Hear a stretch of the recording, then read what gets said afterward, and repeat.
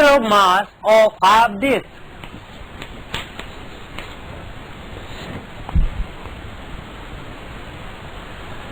आपको half disc का centre of mass निकालना है। कैसे निकालेंगे?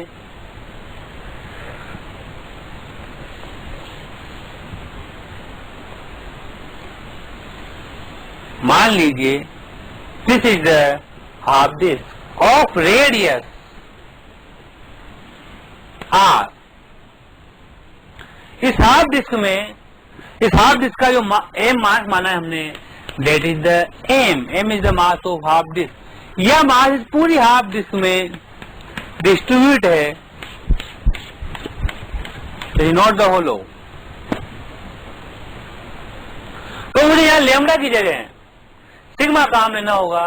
सिग्मा क्या है? Mass of unit area, that is the M upon pi R square by 2। मैंने पाई आर स्क्वायर बाई 2 क्यों लिया? क्योंकि पूरी डिस्क का एरिया होता पाई आर स्क्वायर। हमने यहाँ पर हाफ डिस्क लिए, इसीलिए मैं काम में लेता हूँ पाई आर स्क्वायर बाई 2। तो you can write it sigma is equal to twice M upon pi R square. अब वापस मैं देख सकता हूं कि let this is the X axis and this is the Y axis. यह वाई के दोनों तरफ सिमेट्रिक है। इट मीन्स इसका एक्स कोऑर्डिनेट 0 होगा। तो मुझे सेंटर ऑफ मास का वाई कोऑर्डिनेट निकालना है। तो Y coordinate of centre of mass is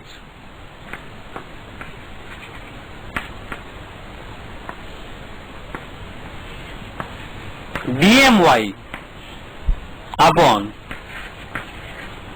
dm। अब इसे मुझे कैसे नहीं, मुझे एलिमेंट क्या मानना होगा इसमें? मैं इसमें एक एलिमेंट बहुत छोटी सी एक रिंग मान लेता हूं।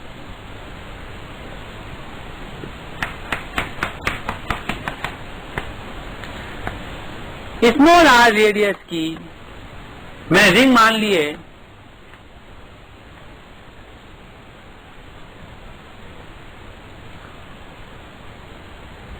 और आर पर जाकर इसकी मोटाई मान लेता हूं मैं dr। The width of ring is dr. Then dm of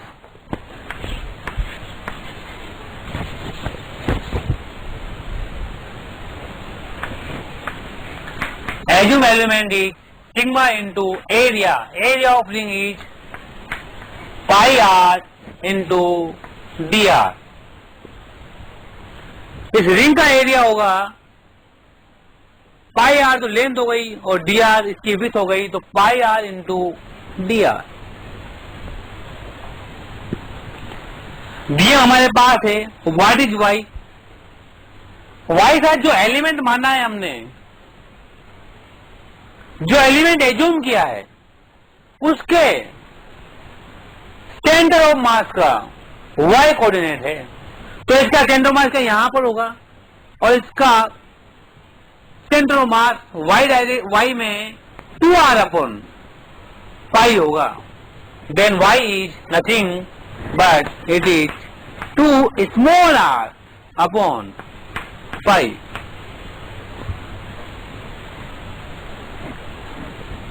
now keep the values dm sigma pi r dr। dm के y के लिखिए 2r upon pi upon what is dm sigma pi r dr। अब small r कहां से कहां तक vary करेगा? dr के through 0 to r। Then I can integrate it 0 to r, 0 to r। Sigma constant, pi constant बाहर आ जाएंगे, यहाँ पाई से पाई खत्म हो जाएगा, तो सिग्मा बाहर, 2 बाहर, आर और आर स्क्वायर अंदर रहेगा,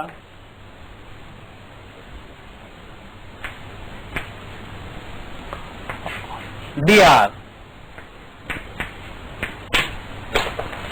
अपॉन सिग्मा बाहर, पाई बाहर, आर अंदर, डी आर, 0 से आर। सिग्मा सिग्मा कट जाएगा, आर स्क्वायर का इंटीग्रेशन हो जाएगा आर क्यूब बाई 3 और नीचे हो जाएगा R square by 3 by 2, 0 to r, 0 to r।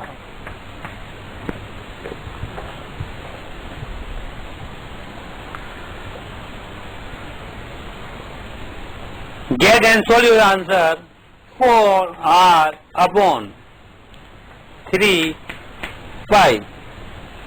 इस प्रकार आप किसी हाफ डिस्क का सेंटर ऑफ मास निकाल सकते हैं। जो हाफ डिस्क है वह सिमेट्रिक होनी चाहिए y एक्सिस में। यदि इस तरह से आप उसके कोऑर्डिनेट इस तरह से आप उसको मानते हैं x और y के अंदर, तो इसका सेंटर ऑफ मास आया आपका 4r अपॉन 3 पाई। लेट यहां पर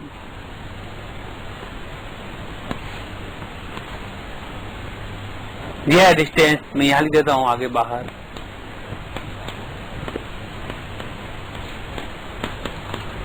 फोर आर अपॉन 3 पाई। इस तरह से हम लोग हाफ डिस्क का सेंटर ऑफ मास निकाल सकते हैं।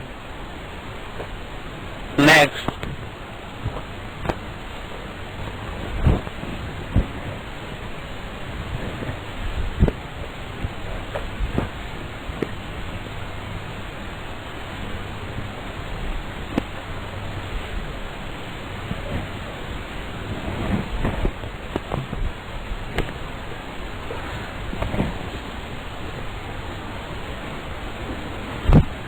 center of mass of half hemisphere।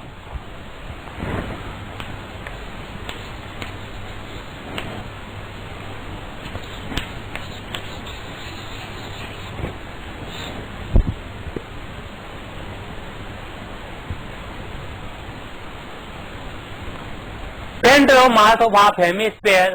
तो यहाँ दो तरह के हेमिस्फीयर होंगे, सॉलिड और होलो। तो सबसे पहले हम निकालते हैं होलो हेमिस्फीयर।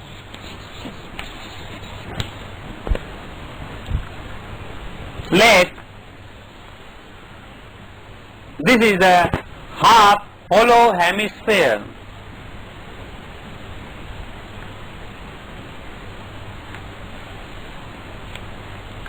Radius r, थोड़ा सा बड़ा बनाते हैं इसे।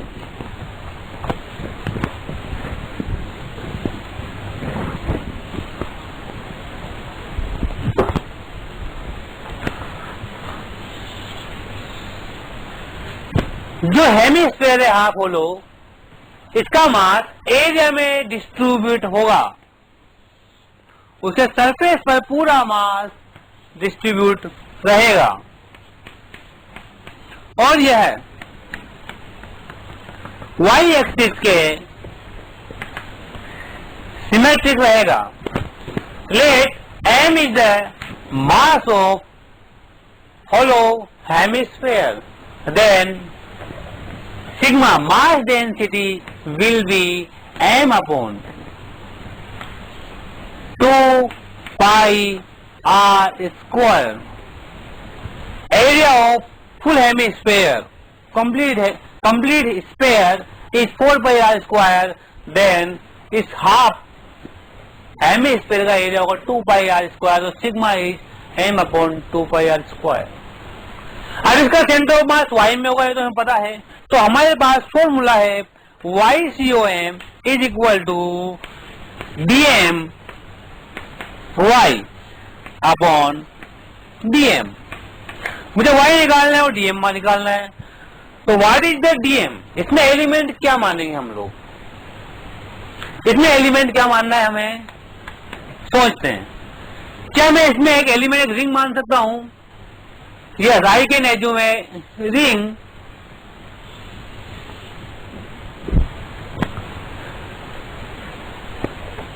छोटी छोटी रिंग्स हैं, एक बड़ी रिंग, फिर से छोटी रिंग, फिर एक और छोटी रिंग, ऐसे रिंग रिंग करके करके करके मैं पूरा एक कंप्लीट हेमिस्फीयर बना सकता हूं. You can see that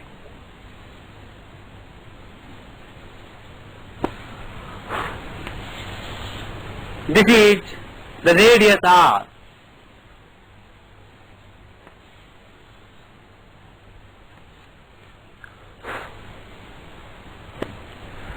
Radius r.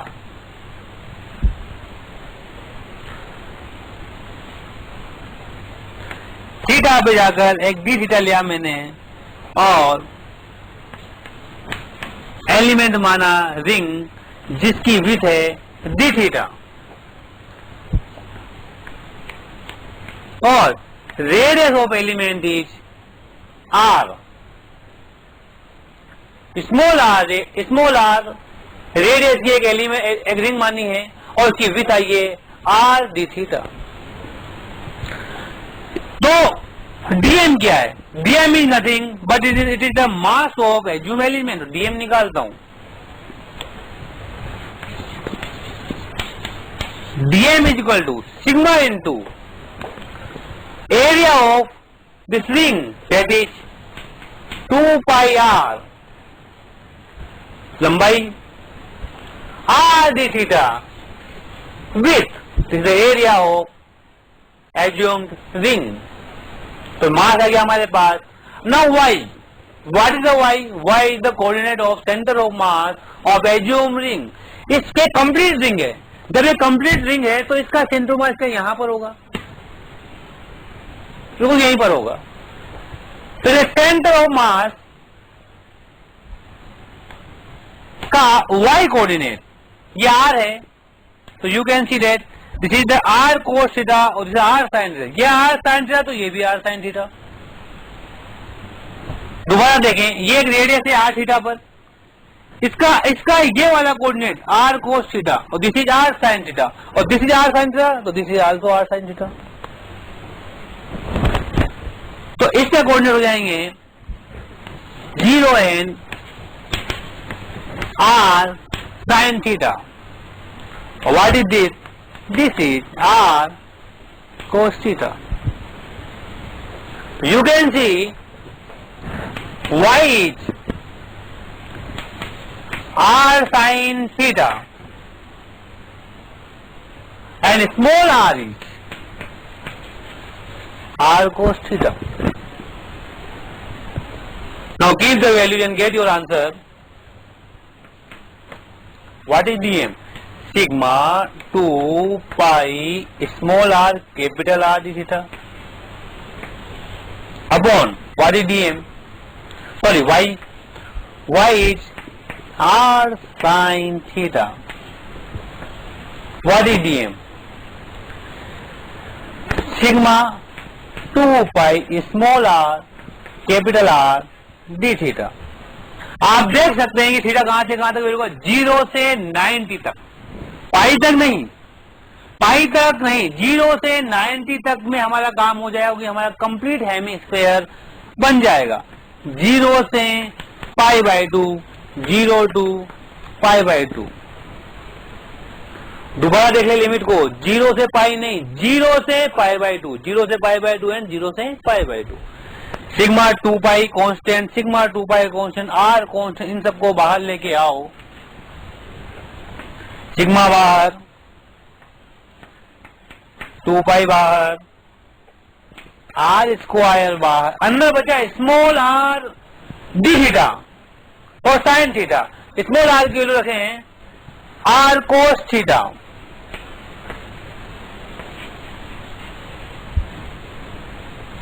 And sine theta D theta upon sigma 2 pi R बाहर, स्मॉल आर की वैल्यू रखें आर कोस थीटा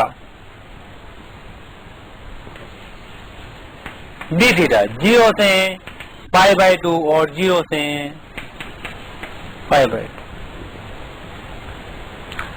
ध्यान से देखें, सिग्मा बाहर लिया, 2 पाई बाहर लिया, आर स्क्वायर बाहर लिया, अंदर बचा था R sine theta D theta, तो आर की जगह लिख दिया मैंने R cos theta sine theta D theta. इसी प्रकार नीचे से सिग्मा बाहर लिया, 2 पाई बाहर लिया, आर बाहर लिया, आर की जगह लिखा मैंने R cos theta D theta. 2 pi cut जाएगा, सिग्मा सिग्मा कट जाएगा, ये वाले आर दोनों बाहर आ जाएंगे, तो ये भी एक दूसरे से इस तरह से कट जाएंगे, ऊपर केवल आर बचेगा।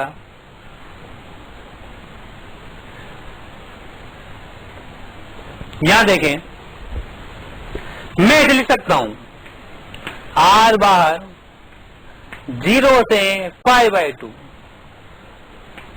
2 बाहर 2 से मल्टीप्लाई किया, 2 से डिवाइड किया, तो sine 2 theta D theta upon 0 से pi by 2 cos theta D theta. 0 से pi by 2 cos theta D theta का इंटीग्रेशन कोस थीटा हो जाएगा साइन थीटा, और लिमिट रखेंगे आप sine pi by 2 minus sine हो जाएगी 1, और ऊपर साइन 2 थीटा का इंटीग्रेशन होगा minus cos 2 theta, sine theta का इंटीग्रेशन होगा माइनस कोस 2 थीटा बाई 2, तो ये भी आ जाएगा उससे 1, तो you will get your answer r by 2। इस प्रकार आप centre of mass of a hollow hemisphere का निकाल सकते हैं वैल्यू IQs की r by 2।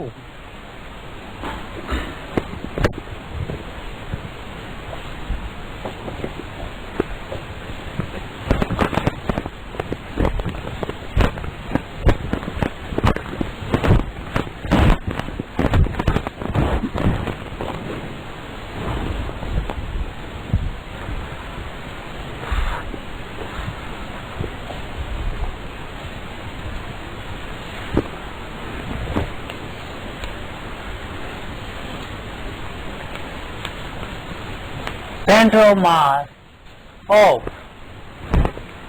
solid hemisphere.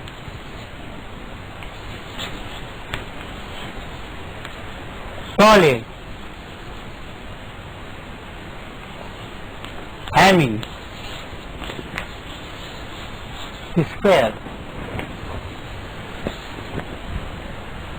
Center of mass of solid hemisphere.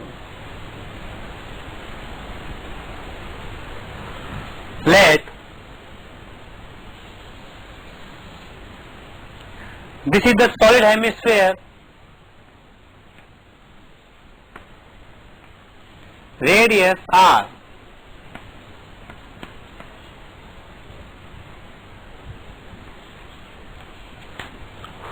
mass of solid hemisphere is m। तो जो मास है वह इसके वॉल्यूम में डिस्ट्रीब्यूट होगा, तो इसके लिए मैं रो काम में लूंगा, तो what is rho? Rho is nothing but rho is m upon 4/3, तो ये हो जाएगा 2/3 पाई r क्यूब। यहां पे मुझे एक एलिमेंट यूज करना है, तो मैंने एलिमेंट यूज किया half hemisphere, half hollow hemisphere, small R radius का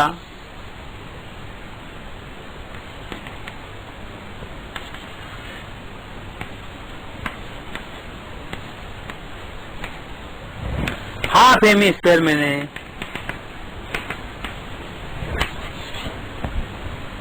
हाफ होलो स्फीयर और हेमिस्फीयर काम में लिया है। छोटे छोटे होलो हेमिस्फीयर से मैं कंप्लीट सॉलिड हेमिस्फीयर बना सकता हूं, इसलिए मैंने यह एलिमेंट काम में लिया है। तो मेरा सबसे पहला काम होगा YCOM is equal to DMX upon DM, sorry Y।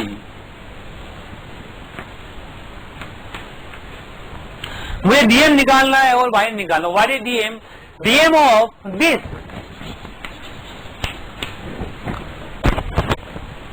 Hemisphere is rho, volume कितना हो जाएगा इसका, pi R, 2 pi R square is the area into dr. This is the volume of this assumed element of hemisphere. And what is y? Y is r by 2, क्योंकि इस element का centre of मास होगा वह है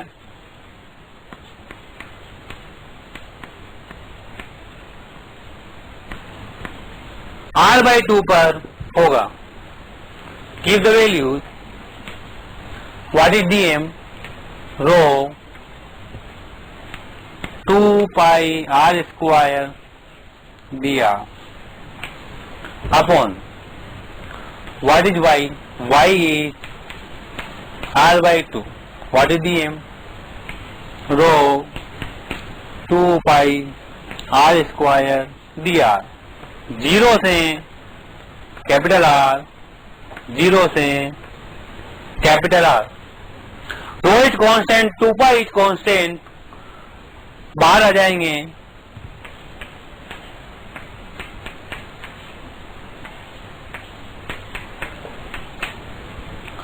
ऊपर होगा आपके पास R cube by 2 D R और नीचे है आर स्क्वायर डी आर. 0 से आर, 0 से आर. 2 पाई कटेगा, पाई से रो कट जाएगा, तो ऊपर हो जाएगा आर की पावर 4 बाई 4. 2 को बाहर ले लेंगे,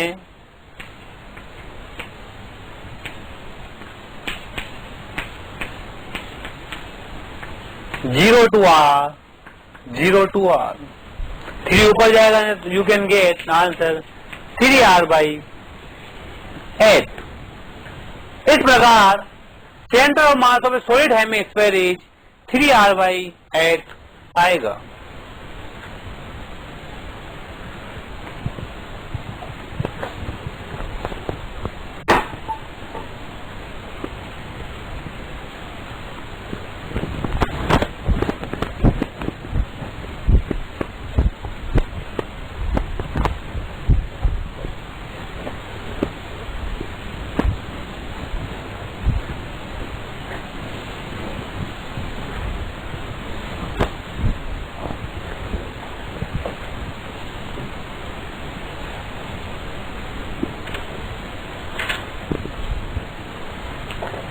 Center of mass of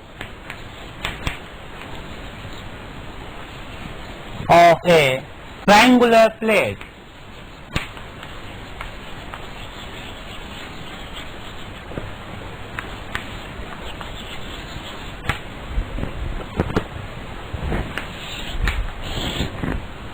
एक ट्रायंगुलर प्लेट का हमें सेंटर ऑफ मास निकालना है.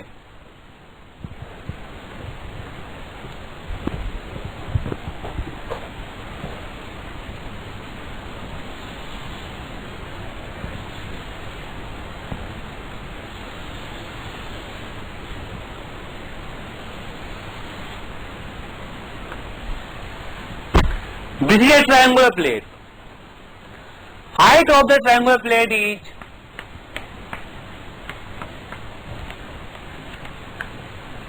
h, capital H, and this is small r. Or this is let B. M is the mass of triangular plate.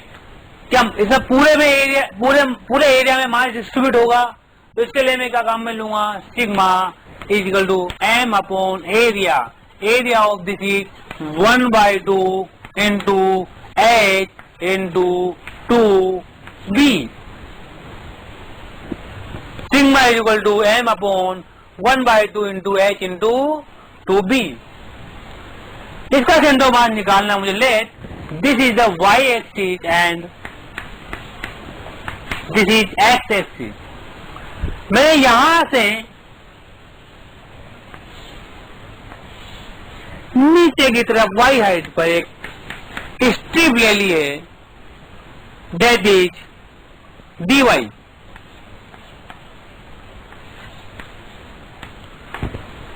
This is the small r। तो dm of this strip sigma into area of the strip r और r 2r इंटू dy। What is centre of mass this strip? इसका centre of mass नहीं होगा, यहाँ ऊपर से, तो y is equal to y।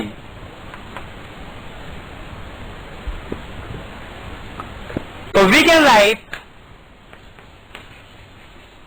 y COM dmy upon dm। What is dm? dm is sigma twice r dy and y is y upon sigma 2r dy। Sigma और 2 दोनों बाहर आ जाएंगे, कांस्टेंट है वो कट भी जाएंगे, तो सिग्मा 2 से सिग्मा 2 कट जाएगा। तो you can see inside R Y D Y upon R D Y.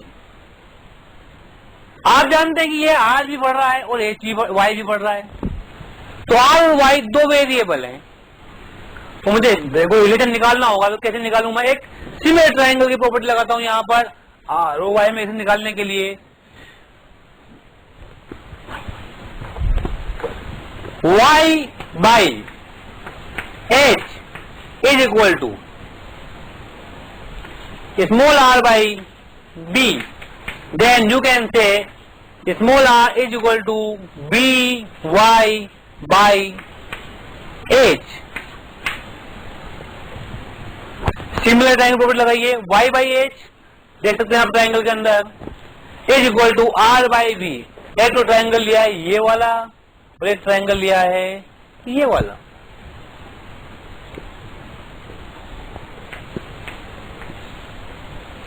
What is small R? B Y by H.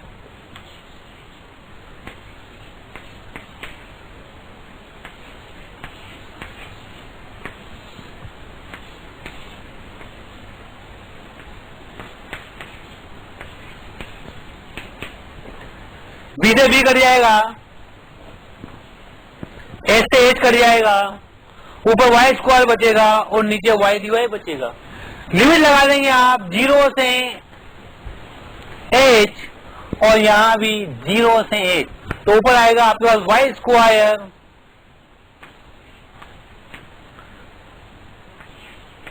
D Y, नीचे आ जाएगा y dy। Integration of y square equal to y cube by 3 0 से h और नीचे y square by 2 0 से h। Solve and get answer 2h by 3। तो 2h by 3 is the centre of mass this plate from air. Late this is the centre of mass this triangular plate, then this is 2h by 3। इस प्रकार हम लोग एक triangular plate का centre of मास निकाल सकते हैं।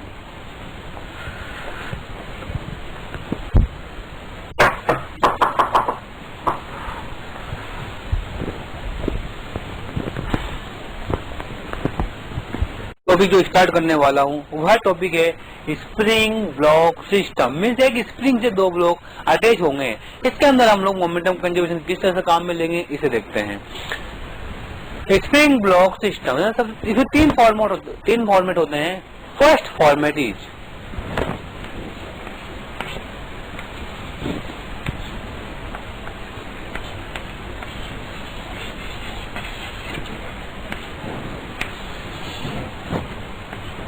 First format.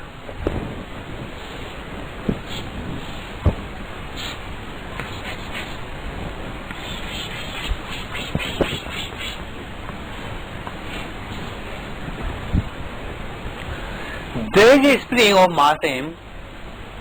Sorry, there is a spring.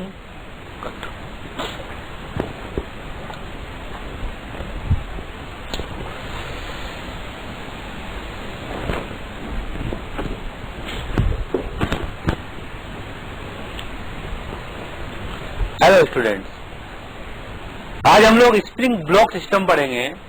Spring block system में एक स्प्रिंग लेंगे मासलेस और उसके साथ दो ब्लॉक कनेक्टेड होंगे like this spring block system. अच्छा, इससे पहले बता दूं इसके अंदर 3 फॉर्मेट है। सबसे फर्स्ट फॉर्मेट, सबसे पहले हम पढ़ते हैं first format.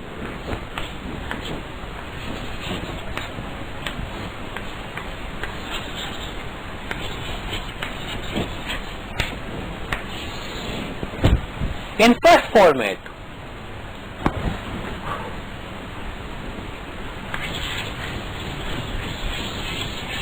this is a spring.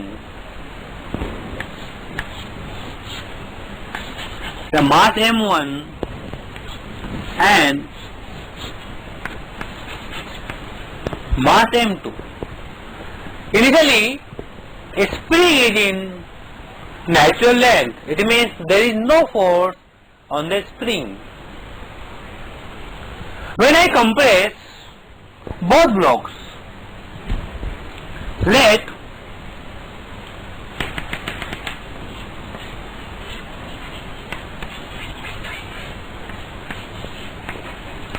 this is compressed by x1 and this is compressed by x2. अब एक और ध्यान से देखें, initially net force on the system is 0। In second case net force in the system is also 0। First thing. Second, initially centre of mass of the system is at rest and second centre of mass of the system is also at rest, so center of mass will not be moved. So we can say that center of mass इस line पर नहीं होगा. So we can write for this m1x1 is equal to m2x2. Spring का constant K है. अगर ये spring को x वजह से x2 से दबाया गया, let spring is compressed by x length. It means x is equal to x1 plus x2. तो initial potential energy of the spring is 0. यहां पर जब कंप्रेस कर दिया तो potential energy of the spring is 1/2 kx square.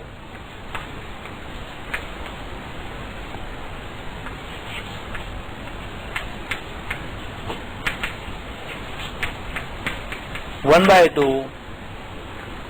के X square.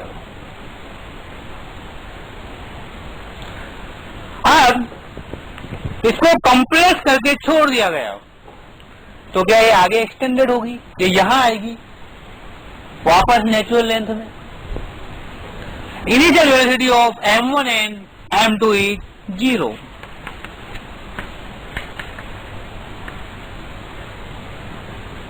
छोड़ा गया तो ये आ गया वापस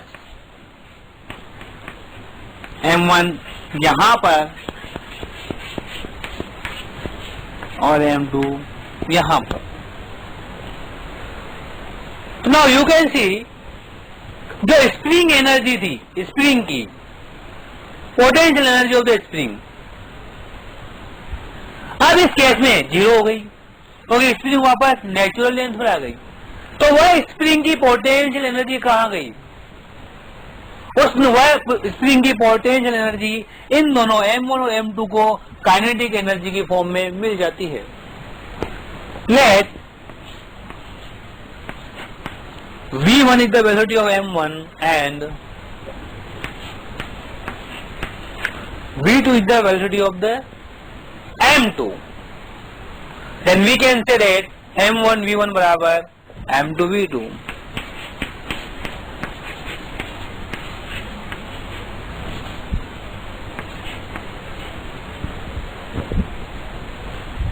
By the momentum conservation, due to the net force on the system is 0.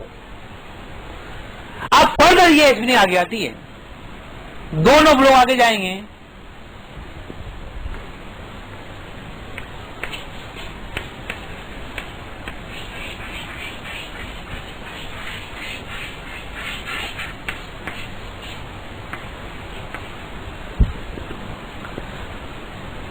let M1 comes x1 days and x2 goes M2 goes x2 days.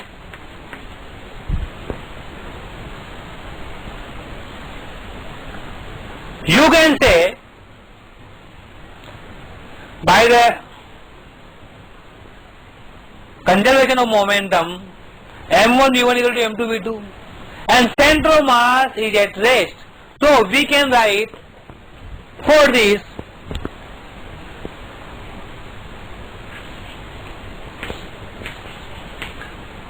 M1 x1 plus x1 dash is equal to M2 x2 plus x2 dash. Then we can write M1 x1 dash is equal to M2 x2 dash. We know very well M1 x1 is equal to M2 x2, then x1 is equal to x1 dash and x2 is equal to x2 dash. It means जितना x1 compress किया था उतना ही x1 dash बाहर आ गया, और यहां पर देखें जितना x2 कंप्रेस किया था उतना ही x2 dash इधर आ गया. इट मीन्स जब कंप्रेस किया था x तो उसमें पोटेंशियल एनर्जी थी 1/2 kx². जब एलोंगेट हो गया ये x1 डैश से x2 डैश तक, तब भी इसके अंदर पोटेंशियल एनर्जी आ गई 1/2 kx². क्योंकि यू कैन से x1 plus x2 is equal to x, then x1 dash plus x2 dash is equal to also x. इस तरह से हम लोग जब किसी स्प्रिंग से दो ब्लॉक जुड़े हुए होंगे और initially centre of mass rest पर होगा तो हमसे वह M1 M2 पूछेगा तो हम लोग निकाल सकते हैं. x1 डैश x2 डैश पूछेगा तो हम लोग निकाल सकते हैं. x1 x2 पूछेगा तो हम लोग इसे कैलकुलेट कर सकते हैं.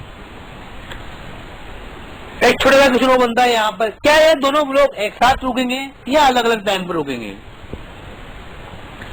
दोनों ब्लॉक की वेलोसिटी इस तरह से है, तो क्या दोनों ब्लॉक एक साथ रुकेंगे या अलग अलग रुकेंगे? तो वी कैन से दैट दोनों ब्लॉक एक साथ में रुकेंगे. एक साथ में ऐसे रुकेंगे क्योंकि मोमेंटम सिस्टम का इनिशियली मोमेंटम सिस्टम का 0 है, तो at every time momentum system का 0 होना चाहिए. जब यह रुक जाएगा तो इसे भी ऑब्वियसली रुकना ही पड़ेगा मोमेंटम कंजर्व रखने के लिए.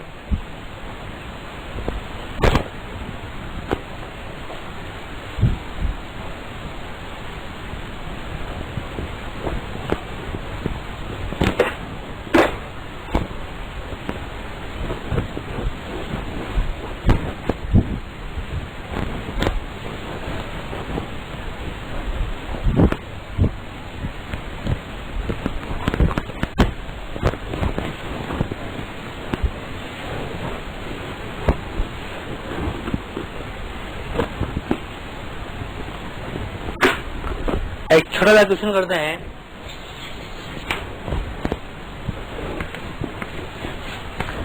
There is a mass of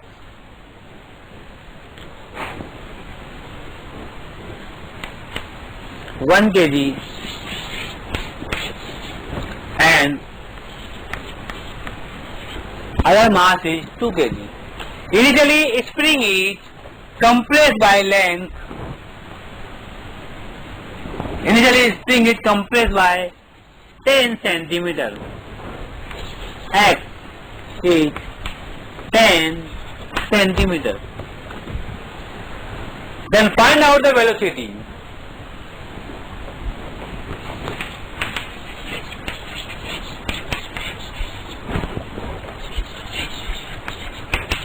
Velocity when spring is in natural length.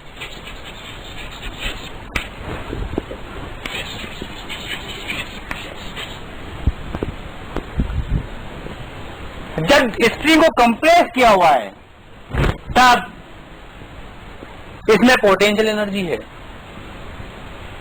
और जब स्प्रिंग को जैसे हम लोग रिलीज करेंगे तो इसकी पोटेंशियल एनर्जी इन दोनों ब्लॉक को काइनेटिक एनर्जी की फॉर्म में मिल जाएगी, तो दोनों ब्लॉक बाहर निकलेंगे।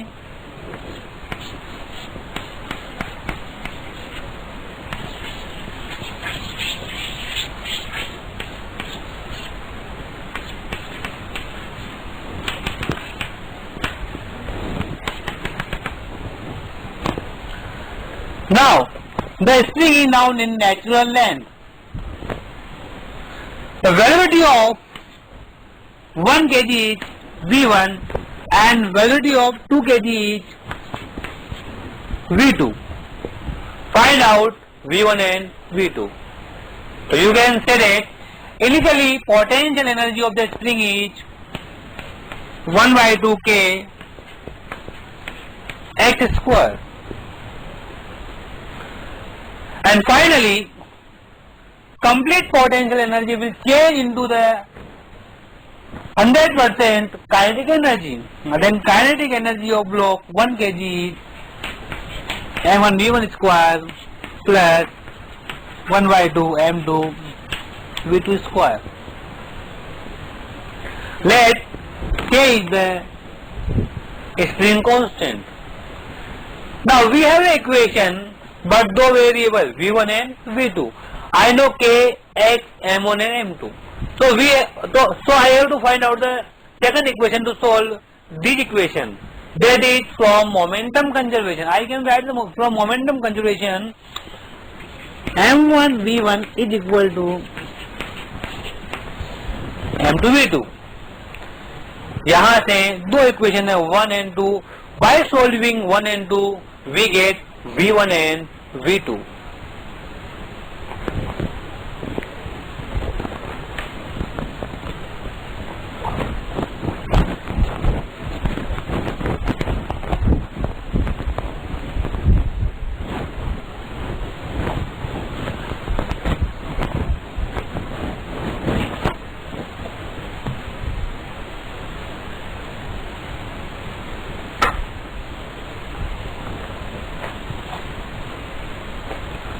Second format.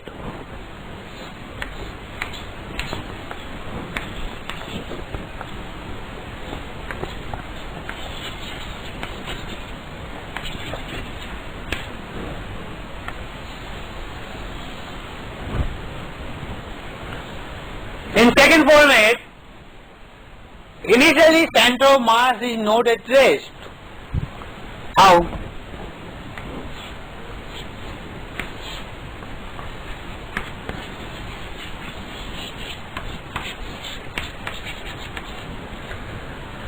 The spring is initially in natural length, that is the L naught, and its spring constant is K. Initially we give the velocity V naught to M2. It means initially center of mass, velocity of center of mass is not at rest. We can find out the velocity of center of mass Yes, we can find out the center of mass like this. Velocity of center of mass is equal to m2v m1 v1, तो v1 0 है, तो m1 0 plus m2 v not upon m1 plus m2. Then you can write m2 v naught upon m1 plus m2. This is the velocity of the center of mass. Now the spring, जैसे spring v note से आगे जाएगी तो यहाँ पे एक spring force आएगा जो इस ब्लॉक को पीछे खींचेगा, मतलब इसकी वेलोसिटी कम करेगा, और यहाँ पर जो स्प्रिंग फोर्स आएगा वह इसकी वेलोसिटी को बढ़ाएगा, लाइक दिस.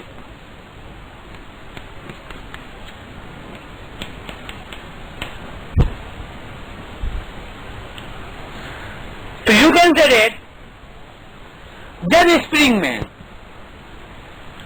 मैक्सिमम एलोंगेशन होगा उस समय दोनों m1 और m2 की वेलोसिटी सेम हो जाएगी. जब स्प्रिंग में मैक्सिमम एलोंगेशन होगा, क्योंकि ये कम होगा और ये बढ़ेगा, ये कम होगा ये बढ़ेगा, तब मैक्सिमम एलोंगेशन होगा स्प्रिंग के अंदर, उस समय दोनों की स्पीड सेम हो जाएगी. तो we can say at maximum elongation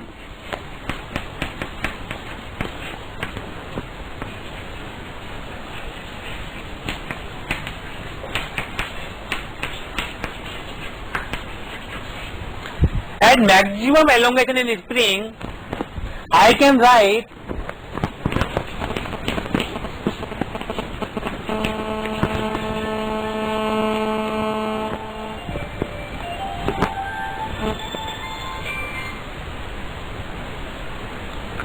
sorry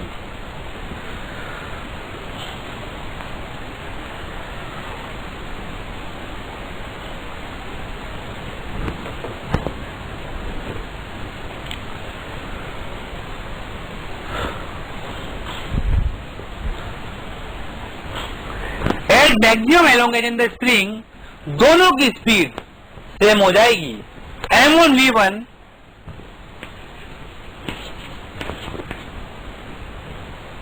और इसकी m2 की स्पीड हो जाएगी v1. इस समय मान लो x is the elongation in A spring, x is the elongation in A spring. Then you can write the equation at here by the energy conservation. Initial kinetic energy of the system is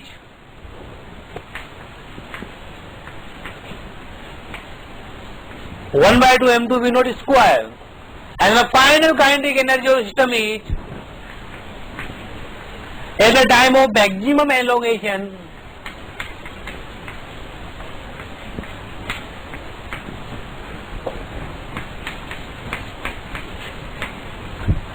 दोनों blocks की kinetic energy and spring की potential energy. This is,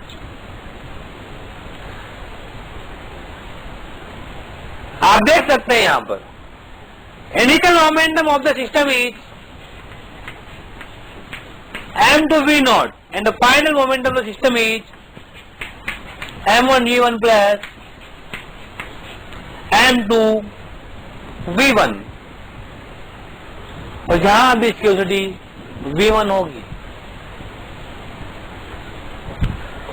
By the help of momentum conservation and energy conservation, we can find out the maximum extension, maximum elongation in spring, that is the x. By solving these two equations, we can find the maximum elongation in spring.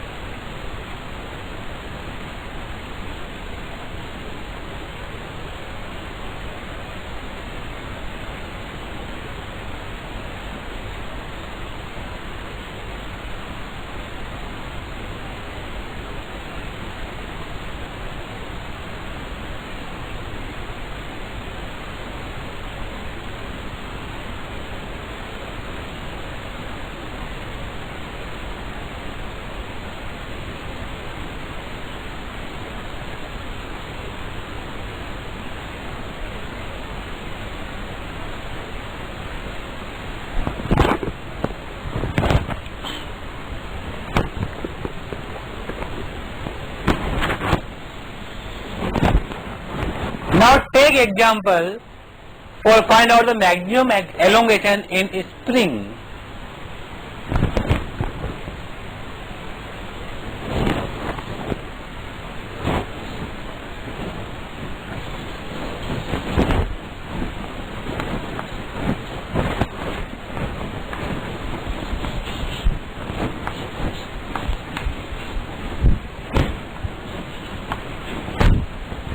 यहां पर एक मास जिसका block M है और दूसरा मास जिसका block 2m है, एक स्प्रिंग से अटैच है। स्प्रिंग का कांस्टेंट क्या है? Initially spring L0 natural length पर है, तो हमें निकालना है इसके अंदर maximum elongation of the spring. Let maximum elongation is x. So when spring have a maximum elongation x, then velocity of the both block is same.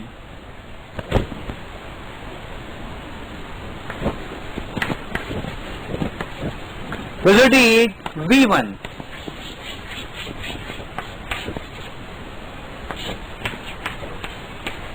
Twice.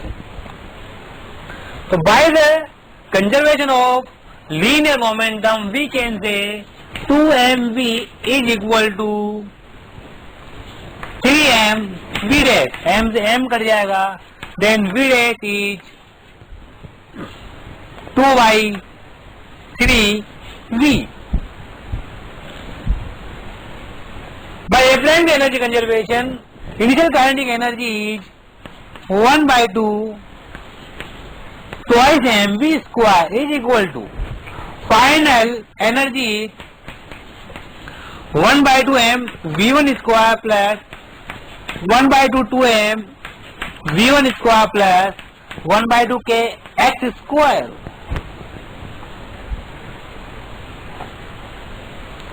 To से to cut जाएगा,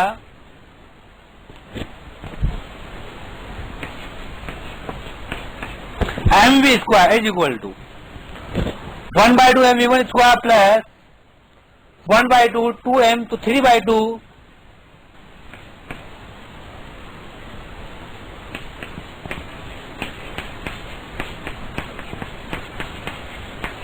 x square. Keep the value of v dash from there, then you can write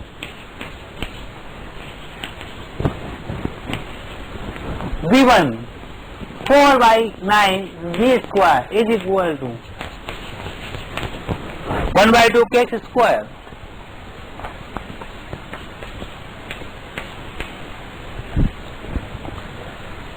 Then you can write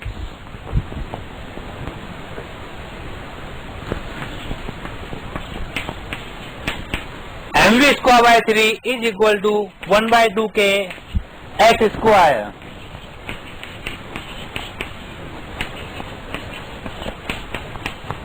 Okay.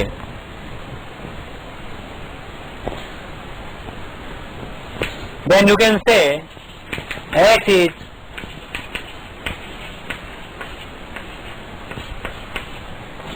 2 by 3 mv square by k. This is the maximum elongation in spring. इस प्रकार आप ground frame से maximum elongation निकाल सकते हैं। हमने एक तो इक्वेशन लगाई मोमेंटम कंजर्वेशन की, दूसरी लगाई थी एनर्जी कंजर्वेशन की। मैक्सिमम एलोंगेशन के समय क्या कंडीशन थी कि दोनों ब्लॉक की वेलोसिटी सेम हो जानी चाहिए, वही हमने यहाँ पर काम में ली है।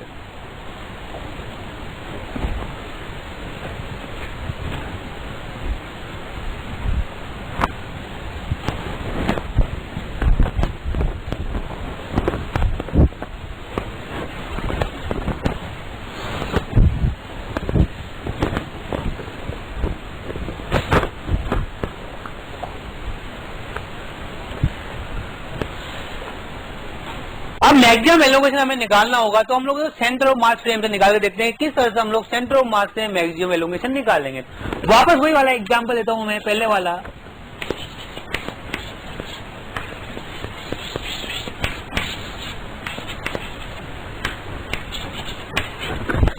2m और 2m मास है, वेलोसिटी v है। जहां पर हमें मैक्सिमम एलोंगेशन निकालना है वापस, तो मैंने कहा velocity of centre of mass is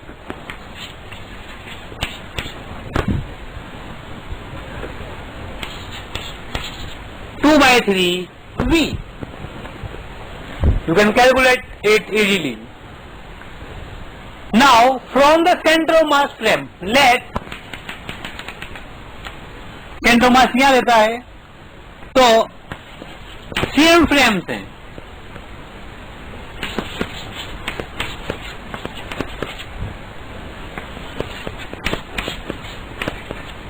velocity of 2m और वेलोसिटी ऑफ m निकालनी है। तो velocity of 2m mass with respect to centre of mass, you can say velocity of 2m minus velocity of centre of mass. 2m mass velocity v है, centre of mass is 2/3v, that is v/3। Like that find out the velocity of small m mass, velocity of small m mass with respect to center of mass is equal to 0 minus 2/3 means minus 2/3v. So you can write the velocity of center of mass of m is 2/3v and 2m is v/3।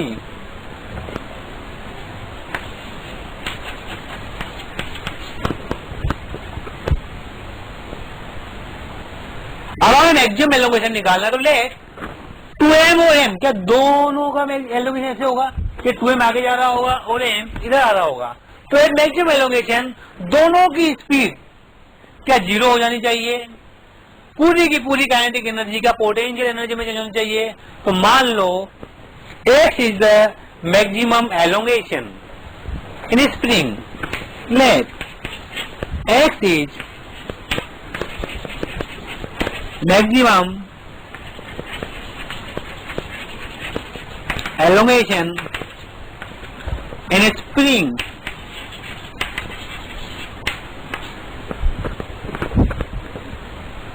then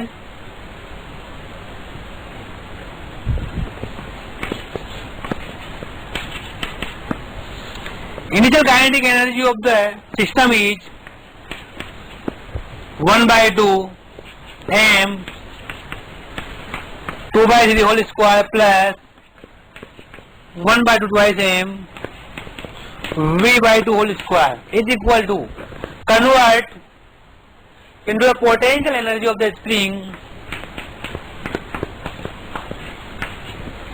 1/2 kx square.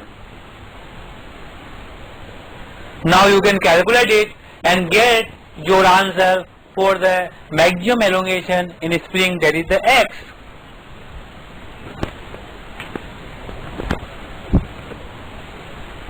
One by two और 1/2 cut जाएगा, then you can say 4/9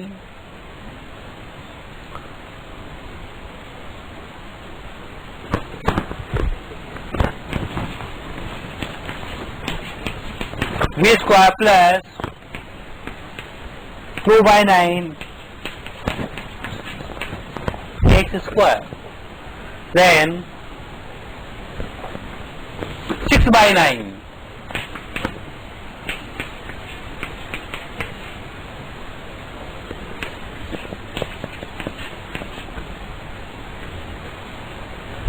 6/9 mv square।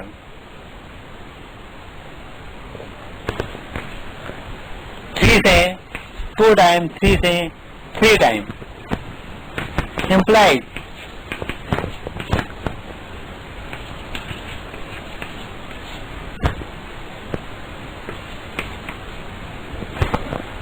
इस प्रकार आप maximum elongation centre of mass frame से भी आसानी से निकाल सकते हैं। हम लोगों ने इससे पहले ग्राउंड फ्रेम से मैक्सिमम एलोंगेशन निकाला और इस क्वेश्चन के अंदर हम लोगों ने सेंटर ऑफ मास फ्रेम से बैठकर मैक्सिमम एलोंगेशन निकाला, दोनों से आंसर सेम आए हैं।